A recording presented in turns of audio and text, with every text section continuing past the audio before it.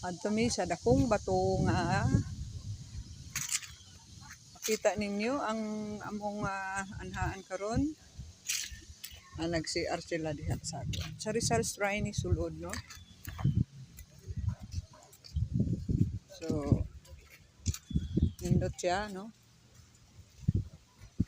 Museo ni Rizal.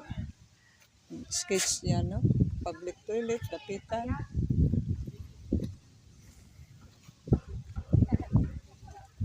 Nindot to kay nas tabi-tabi ng pispan. So, hindi pispan.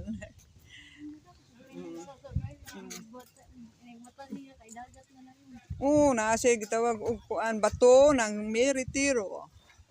Dini misa kong igsuon. Nag-picture. Bato ng may retiro.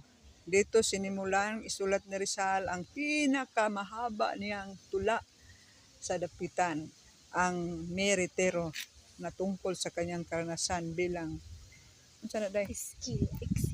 Excelo? Rock of Meritero.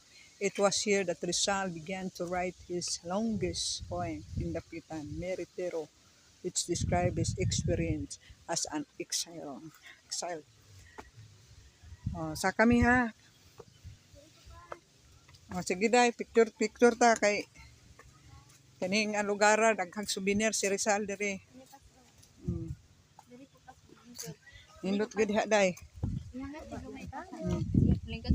Ay sa kadto ha, isa